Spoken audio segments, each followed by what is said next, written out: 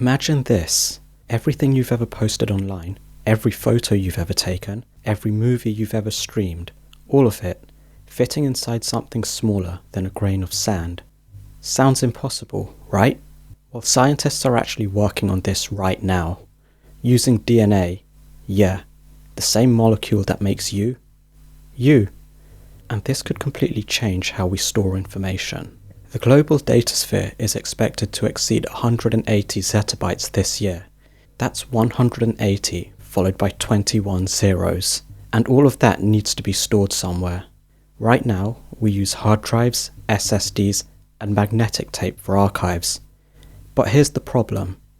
These things wear out. Hard drives last maybe 3 to 5 years.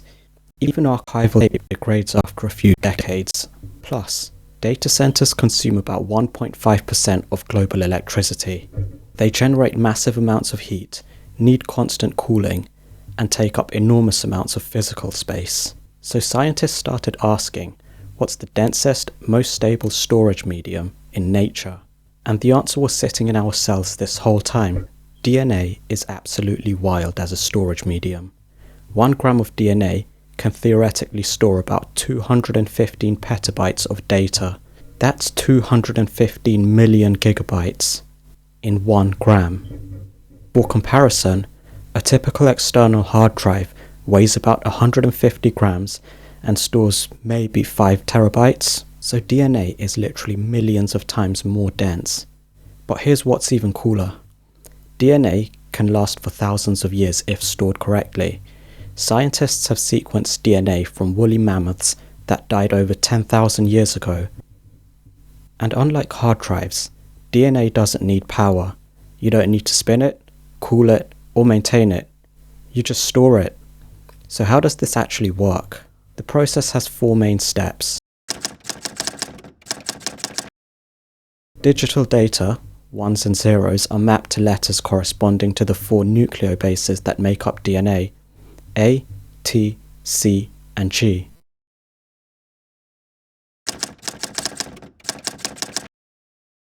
Specialized machines build the strand 1 base at a time, essentially writing the sequence molecule by molecule. The DNA is then dried or kept in solution. When you want your data back, you use a DNA sequencer. It reads the bases and software decodes them back to 1s and 0s. But synthesis isn't perfect. Sequencing has errors. So scientists use error correction codes, similar to what's used in CDs or internet data transmission. And all this isn't just theoretical. Real experiments have been happening. In 2017, researchers stored an entire computer operating system, a movie, and other files totaling 2.1 megabytes into DNA. Microsoft managed to encode 200 megabytes, including HD video, into DNA in 2016. And just last year, researchers achieved storage densities approaching the theoretical maximum of about 1.8 bits per nucleotide. There's even a company called Catalog that's working on commercial DNA storage systems using enzymatic synthesis, which is far faster and cheaper than traditional methods. So progress is real, but we're not putting DNA in laptops anytime soon. Here's why. Writing data to DNA currently takes hours to days. Reading it takes similar time. Early experiments cost thousands of dollars per megabyte. That's dropped significantly.